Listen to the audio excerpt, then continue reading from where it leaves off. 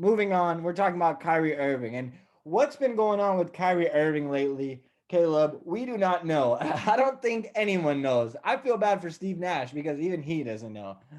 The Brooklyn Nets right now are on a search, and this is like Wilson all over again. Have you watched Castaway? Never.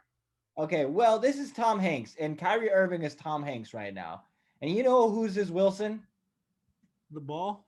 No, it's himself because he doesn't have any friends right now because nobody likes him. He doesn't even like Kevin Durant right now. He's not even answering Kevin Durant's text. Steve Nash said, "No, I don't really know where Kyrie is." And I know he's spoken to him recently, but there was rumors 2 days ago coming out on Monday morning that Kyrie Irving has been off the grid.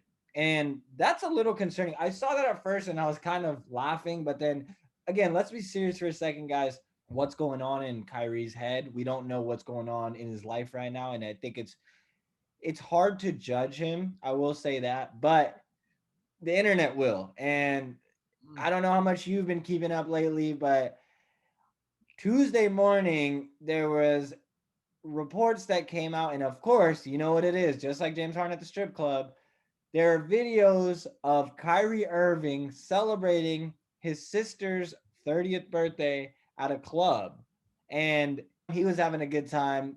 Can't blame him for that. But they were all without masks, and this was sometime during the Kyrie is missing and not playing due to, quote, personal reasons. We haven't heard from Kyrie yet, and the Brooklyn Nets put out a statement yesterday saying that they're going to be having Kyrie talk to the media himself, which was kind of telling to me. I don't know, Caleb, how much you read into that, but I read into that as we're not sticking up for him anymore. He can explain himself to the media. And that seemed a little bit worrisome to me. Yeah, that's it's. I don't know, man. The whole situation behind it all. It's just weird. Like, yeah, he wasn't wearing masks, which is a big failure, right? That's not as a guy who has a lot of a big audience. You should probably be practicing safe protocols. Also, as well as that, when your team says you're missing and you're not answering any calls, and then it comes out that you were just at a club for your sister's party, I bet if you ask them, like, hey, can I miss the next couple games? I want to go be with my family. I bet you they'd be like, yeah, sure, go for it.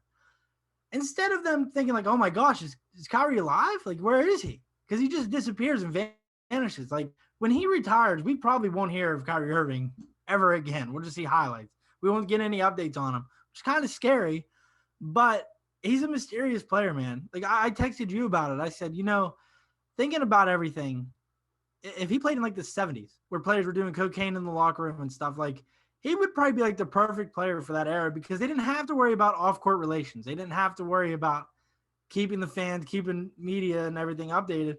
They just showed up, hooped, did some cracking in the locker room, and went home. And then that was how the era was back then.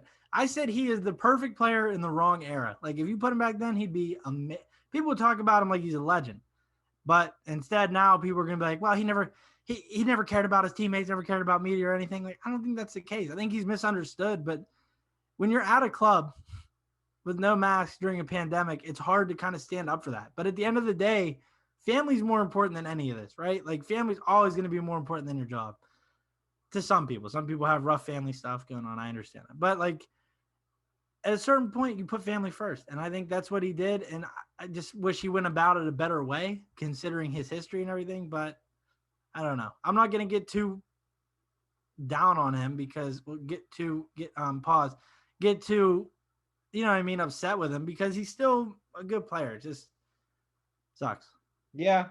I mean, you look at a guy like Kyrie, and it's like, you brought up a good point. Maybe if he spoke to his teammates, let them know, hey, I'm going to have this party and I'm going to be with, my sister and stuff because it's her 30th. It makes sense. And you brought up a point about the mass and stuff, which, of course, that's 100% true.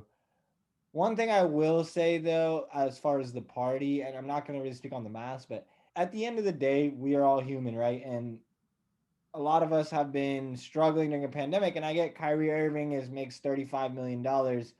He's supposed to be a guy that doesn't really complain because why? Because he gets money and he should be happy and he shouldn't be complaining about other stuff that us normal human beings have to deal with because he makes more money, which one, that's a very stupid concept because Yeah. just because you make more money doesn't mean he's able to do anything. And Rest hey, in peace, Robin Williams.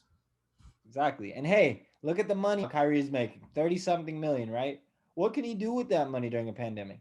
Kyrie can do the same things that a guy on the street with his EDD money can get. And that's the thing.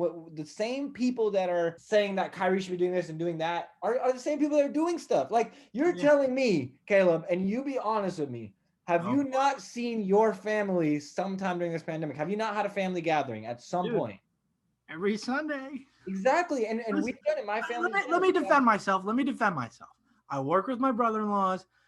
I pick up my nephews after school. Their moms come pick them up. So like my whole entire family sees each other every single day, regardless. So if one of us gets it, we're all getting it. We're all shit out of luck. That's fine. And everyone has their own reasonings. And I'm not here to judge your reasoning. There are people, and I know certain people who may not take it as serious, which whatever. That again, we're not here to talk about the seriousness of COVID or any of that. But what we're talking about is again, you're putting this pressure on a guy to not go see his family, to not go have a party for his sister